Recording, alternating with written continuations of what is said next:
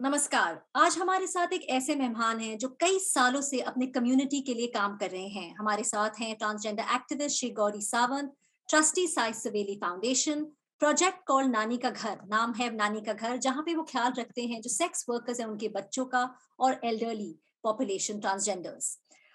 Thank you Gauri ji, आप आज हमारे साथ आप जुड़े हैं। वर्ल्ड एड्स डे है और ये एक बहुत इंपॉर्टेंट दिन है जहां हम यूनाइट हो सकते हैं पूरे वर्ल्ड वाइड में एचआईवी की इस लड़ाई के खिलाफ। आप कई सालों से कम्युनिटी के लिए काम कर रहे हैं। हमें बताइए कि जो आप आसपास की जो विसिनिटी में ट्रांसजेंडर्स के लिए, खासकर जो एचआईवी और एड्स से इन्फेक्टेड हैं, आप उनके लिए उनके एक न्यूट्रिशियस मील के लिए भी काम कर रहे हैं काफी सालों से। इसके पीछे क्या थॉट था? नमस्कार। हाँ, आज वर्ल्ड एड्स डे है, पर ये खुशी का दिन नहीं है। मेरे लिए ये दिन का महत्व ये है कि जो मेरी सहेलियां गुजर चुकी है, जिनके लिए हम कुछ कर नहीं पाए, उनको याद करने का दिन है। अब मैं चाहूंगी कि ज्यादा दिन ये वर्ल्ड एड्स डे ना रहे, वेरी फ्रैंकली। इसके ऊपर जल्द से जल्द वैक्सीनेशन आ जाए, एचआईवी एड्स के ऊपर दवा निकले, मतलब एआरटी सेंटर्स जो है, पर ये एचआईवी का दिन ना हो। जैसे आपने कहा कि मिड डे मील, जी हाँ, हम लोग एचआईवी एड्स ऐसे नहीं, सिर्फ हमारे सब कम्युनिटी के लिए अन्नपूर्णा करके किचन चलाते हैं, जो हमारी संस्था है सखी चार चौकी ट्रस्ट, उसके तहत। क्योंकि अगर आप देखोगे कि बंबई में ज्यादातर लोग, मतलब जो मेरे कम्युनिटी के लोग, ज्यादा कोई होटल्स में जाते नहीं, लोग उनको लेते नहीं। अगर आप किसी को पूछो खाना खाया, तो वो बोलते हाँ, 2 वड़ा पाव खा लिया। Everyday vada pav is not nutrition food. और वो जब हमें पता चला तो हमें लगा कि हम किसके लिए कर रहे हैं, तो पेट के लिए कर रहे हैं, और वो पापी पेट है। सो देन वी से कि okay, then we have to take a initial. अगर किसी के साथ हमको काम करना है तो उनके फूड के साथ जुड़ो।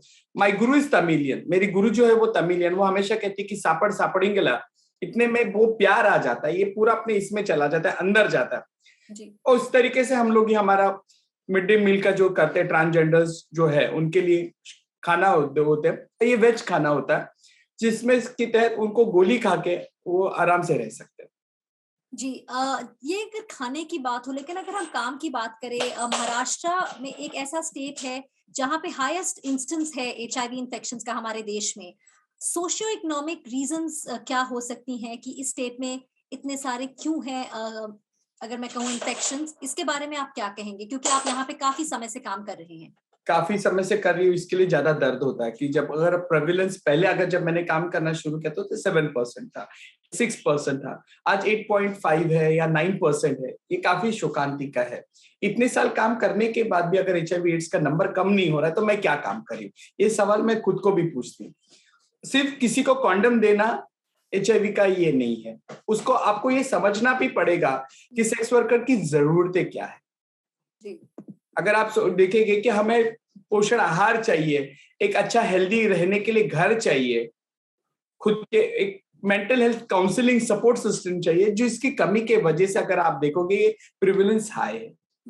तो इसके ऊपर हम लोग काम करते हैं, जो हमारी संस्था है वो उसी के ऊपर काम करती है। जैसे आपने कहा कि नीड समझने की जरूरत है, सिर्फ एक चीज देने से नहीं होगा। और आप काफी समय से, जैसे आपने कहा, जो आप कमातीपुरा में काम कर रहे हैं सेक्स वर्कर्स के साथ, तो ये कम्युनिटी काफी वल्नरेबल रहती है। अगर हम एड्स एपिडेमिक की बात करें, जाहिर है कि टारगेटेड अवेयरनेस प्रोग्राम किए जाते हैं, गवर्नमेंट भी करती है, एनजीओज भी काम कर रहे हैं, लेकिन आप ग्राउंड पर काम कर रहे हैं। अगर मैं आपसे पूछूं, क्या ग्राउंड रियलिटीज हैं, क्या मेजर्स लिए जा सकते हैं ताकि इस स्प्रेड को हम कहीं ना कहीं इस सोसाइटी, सेक्शन ऑफ सोसाइटी में रोका जा सके? बाप रे, रोका जा सके मतलब वो सूरज को जुगनू आईना दिखाने जैसा होगा। तो मैं कहूंगी पहले हमको जरूरत पर, मतलब कॉन्डम की अगर बात की जाए, अगर आपको ये पता चले जाए कि हम लोग जो समलैंगिक पुरुष है, जिनको man who have sex with man हम कहते हैं, उस कैटेगरीज में ना जाए, हम उसको समलैंगिक कहेंगे या तृतीय पंथी, वो एनल सेक्स प्रैक्टिस करते हैं, तो उनके लिए ज्यादा थिक कॉन्डम होना जरूरी है, जेली देना जरूरी है, वो बजट में प्रिविलेंस होना बहुत जरूरी है।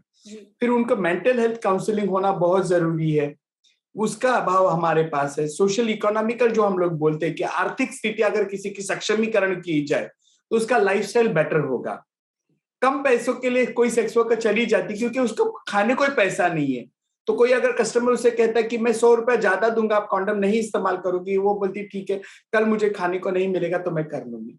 अगर उसको अच्छी तरीके से देखा जाए तो मुझे लगता है कि इस तरीके से बदला होगा। और ये ग्राउंड रियलिटी है कि सिर्फ कॉन्डम देने से नहीं, उनको हमें समझना भी उतना ही जरूरी होगा। जैसे आपने बताया, अगर मैं आपसे सिंपल में पूछूं कि कितना बड़ा थ्रेट है एचआईवी और एड्स का ट्रांसजेंडर कम्युनिटी में, और क्या स्पेसिफिक पॉलिसी और हेल्थ इंटरवेंशंस हमें लेने चाहिए, या what are they needed to address the threat इस कम्युनिटी में? थ्रेट के बारे में पहले मैं बात करती हूँ, क्या हो रहा है वो बताती हूँ। नेशनल एड्स ऑर्गेनाइजेशन जो नैको है, उन्होंने 96 से अवेयरनेस प्रोग्राम चालू किया है, जबकि हालांकि सेक्शन 377 एक अलग कहता है कि एनल सेक्स को हम लोग बैन करते हैं। फिर भी ये हाई रिस्क बिहेवियर होने के बावजूद भी भारत सरकार का जो प्रोग्राम है, केंद्र सरकार का आरोग्य के ऊपर, नेशनल एड्स ऑर्गेनाइजेशन, ये हमें कॉन्डम दे रहा है। मतलब आप समझने की कोशिश करो ये कितना भयानक रूप है इसका। तो मेंटल हेल्थ काउंसलिंग जैसे छोटे छोटे संगठन है, जो सीबीओज है, जिनके पास ये छोटे छोटे गुटों में काम करते हैं। हमारे पास रिस्क में फैक्टर में कौन है, हाई रिस्क बिहेवियर में कौन है, तो फीमेल सेक्स वर्कर्स है, ट्रकर्स है, माइग्रेंट्स है, और ट्रांसजेंडर्स और होमोसेक्सुअल। ये 5 कैटेगरीज। आईडी यूजर पहले थे, पर अभी उनका नंबर थोड़ा कम हो गया। हाई रिस्क बिहेवियर में 5 गुट होते हैं। तो इनकी छोटी छोटी संस्था उनके साथ काम करती है। तो ये संस्था क्या काम करती है, तो इनको निरोध का डिस्ट्रीब्यूशन करती है, कॉन्डम डिस्ट्रीब्यूशन। और उसके अलावा ये चीजें होना जरूरी, जैसे मैंने पहले कहा कि मेंटल हेल्थ होना बहुत जरूरी है, उनका आर्थिक सक्षमीकरण होना बहुत जरूरी है। अगर आप अभी देखो ये पेंडेमिक में, जहाँ पे इंसान इंसान से बात नहीं कर सकता, मुंह पे कपड़ा लगा के, हमारे सेक्स वर्कर्स के धंधे सब बंद हुए हैं। बेसिक्स में बहुत मुश्किल है। तो कैसे सवाल, उनके पास कोई ध्यान ही नहीं देगा। अगर केंद्र सरकार ने अगर कुछ 1500 रुपए बोला है, वो भी अगर हम तो ये मीडिएटर लोग नहीं देंगे तो कैसे होगा। ट्रांसजेंडर्स को बहुत कम पैमाने पे महाराष्ट्र गवर्नमेंट, जैसे वेलफेयर बोर्ड की मैं एक सदस्य हूं, हम लोगों ने डिक्लेयर किया, पर अभी तक अगर आप देखोगे केंद्र सरकार ने देने के बाद महाराष्ट्र गवर्नमेंट ने पैसा नहीं दिया। अगर ये पैसा अगर हमको मिलता या राशन मिलता तो एक बेटर लाइफ होता था पैंडेमिक में। तो सिर्फ एक सेक्स वर्कर्स को सिर्फ एक निरोध देने से उनके क्वेश्चन सॉल्व नहीं होंगे, कि हमको बाकी के लोगों के लिए, और ये कमिटियों पे हमारे लोग होना बहुत जरूरी है। Those who are needy, ask them what actually they want. When you are making any policy, जब आप कोई धोरण या कोई पॉलिसी बना रहे, तो हमारा इंक्लूजन उसमें होना बहुत जरूरी है, ताकि हम सही तरीके से बता सकते हैं हमें क्या हमारी जरूरतें हैं, और जो हमें मदद कर सकता है कि एचआईवी का प्रिवेलेंस कम ना होने के लिए।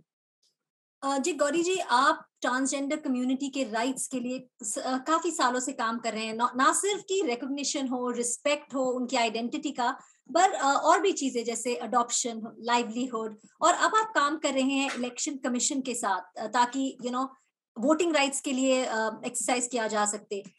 कितना मुश्किल रहा है ये सफर आपके लिए, और क्या लेजिस्लेशन, अगर हम बात करें, क्या रोल वो प्ले कर सकती है ट्रांसजेंडर पर्सन्स के लिए? क्योंकि ये बिल 2018 में जब आया था प्ले में, इसके खिलाफ भी बहुत ऑपोजिशन थी।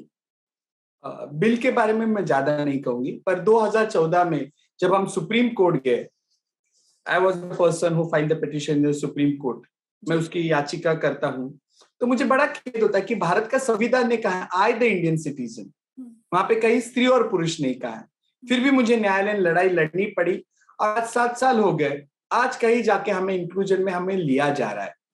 और जब मैं भारत की नागरिक हूं, तो मेरा ये फंडामेंटल राइट है वोटिंग का, आप उसे डिनाई नहीं कर सकते हो। सिर्फ हमें कैटेगरी चाहिए थी एज अ थर्ड जेंडर करके। तो महाराष्ट्र की मैं इलेक्शन ड्यूटी एम्बेसडर हूँ, ये मेरे कंधों पे बहुत बड़ी जिम्मेदारी है।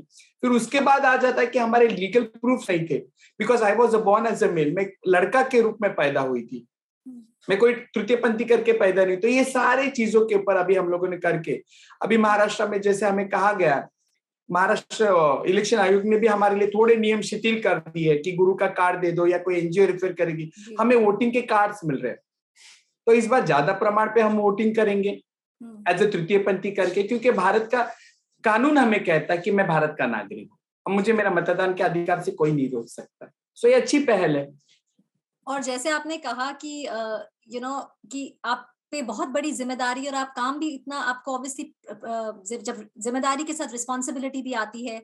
सुप्रीम कोर्ट में अगर हम बात करें, जैसे आप खुद कह रहे थे कि 2014 में ये हुआ था, और भारत में हमारे 2 मिलियन ट्रांसजेंडर पॉपुलेशन है, और थर्ड जेंडर के तौर पर उन्हें 2014 में इक्वल राइट्स के तौर पर दे बीन ऑब्वियसली एक्सेप्टेड। पर लेकिन अभी भी अगर हम बात करें डिस्क्रिमिनेशन, ये जो डबल डिस्क्रिमिनेशन अगर मैं आपसे कहूँ, ये भी बहुत है। एक तो है कि उन्हें कई बार रिस्क होता है कि उन्हें शन किया जाता है, उनसे बात नहीं की जाती। लेकिन साथ-साथ क्योंकि आज वर्ल्ड एड्स डे है, एक एचआईवी स्टेटस की वजह से भी डिस्क्रिमिनेशन होता है। तो क्या चैलेंजेस हैं? स्टिग्मा एक बहुत बड़ा चैलेंज है कम्युनिटी के लिए? कम्युनिटी जो अगर हम कहेंगे व्हाट इज ए मीनिंग, हमको ये समझना पड़ेगा समाज का मतलब क्या है। माँ बाप, बहन भाई, और जो हम आप बात करें वो समाज।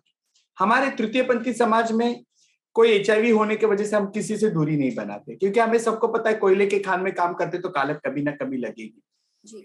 हमें दूर करते। अभी 4 महीने पहले मेरे पिताजी गुजर गए। मेरे घर वालों ने मुझे बताना उचित भी नहीं समझा था कि मैं उनके फ्यूनरल में आ सकूं। दूसरी बात, मेरे भाई ने मुझे मेरी प्रॉपर्टी से बेदखल कर दिया और उसके लिए मैंने फाइट करके रत्नागिरी में मैंने कलेक्टर से फाइट करके अभी मेरा जस्टिस मिला है। मतलब परिवार ही हमें विरोध करता है, ये समझने की कोशिश करो। तो लड़ाई अगर घर से है, अगर घर वाले ही हमें स्वीकारेंगे तो समाज को कितना टाइम लगेगा।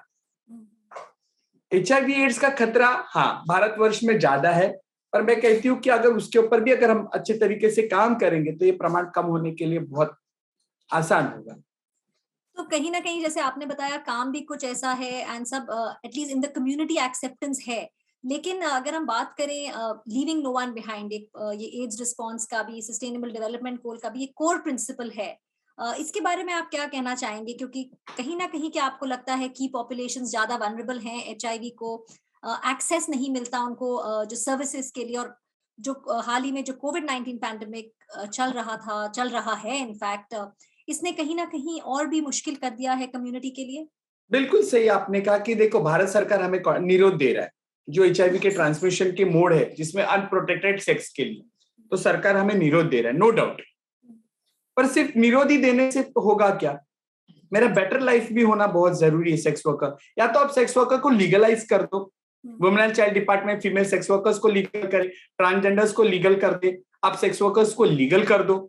जब एक बंदा लीगल हो जाएगा, जैसे मैं आज लीगल हो गई, मेरी आइडेंटिटी, मुझे मेरे अधिकार मिल गए। जब आप सेक्स वर्कर्स को लीगल कर दोगे, उनके उनके अधिकार मिल जाएंगे। जी। और ये पैंडेमिक में अगर आप देखो, सेक्स वर्क तो दूर है, मैं किसी से बात भी नहीं कर सकती हूँ इस वक्त। अगर मुझे खाने को ही नहीं होगा, अगर सरकार हमें थोड़ा पैसा दे या थोड़ा राशन पानी दे, तो मेरा सर्वाइवर ऑफ लाइफ होगा क्या नहीं होगा, आप बताइए। पैंडेमिक में आप लोग वर्क फ्रॉम होम कर सकते हैं, सेक्स वर्कर कहां से वर्क फ्रॉम होम करेंगे? जो ट्रेन और सब बधाई बंद है, तो मेरे हिजड़े कहां जाके भीख मांगेंगे? तो इसमें बेसिक सरकार को नीड्स देख, ये नीड है कि खाली पेट में ज्ञान देना बहुत आसान है। मैं हमेशा कहती हूँ कि empty stomach make more noise. अगर मेरे पास खाना हो, मेरा हेल्दी लाइफस्टाइल हो, ये पेंडेमिक में अगर सरकार हमारे ऊपर ध्यान देगा। कल मैं न्यूज पढ़ रही थी, उसने कहा कि एचआईवी एड्स वाले लोगों को ज्यादा हाई रिस्क बिहेवियर में आते ये इसमें। अब तो और मुझे डर लगने लग गया, कल को हमारे सेक्स वर्कर्स अभी बंद हो जाएंगे, हम खाएंगे क्या? ये जिम्मेदारी सरकार ने लेना बहुत जरूरी है। जी, बस एक आखिरी सवाल, जैसे आपने शुरू में कहा था कि एड्स डे हम as celebration just for remembrance कर सकते हैं, किसी को याद करने के लिए, यूनिटी के लिए, लेकिन सेलिब्रेशन के तौर पे नहीं। कुछ मैसेज आप देना चाहेंगे हमारे व्यूअर्स को? जी, व्यूअर्स को मैं क्या मैसेज दूं? मैं सिर्फ इतना ही कह सकती हूँ, छूने से एचआईवी नहीं होता है ना। एचआईवी को समझे, जाने, एचआईवी के कॉज को समझे, एचआईवी से नफरत करे, किसी बंदे से ना करे। सिर्फ प्यार के भूखे होते लोग। जब हम एचआईवी के मिथ्स को समझेंगे तो मुझे लगता है कि हमारा बहुत आसान होगा लोगों के साथ कम्युनिकेशन और डायलॉग। सो जाते जाते मैं इतना ही कहूंगी, एचआईवी एड्स से घृणा करिए, एचआईवी पॉजिटिव लोगों से नहीं। एंड लर्न एंड वो समझिए कि एचआईवी का मतलब क्या है, मिथ्स के ऊपर ध्यान ना दें। आई थिंक वही मिथ मिस इन्फॉर्मेशन ही जिंदगी की सबसे बड़ी चुनौती है। जी, थैंक यू सो मच, आप आज आए, हमसे बात की, बहुत बहुत धन्यवाद। धन्यवाद, थैंक यू।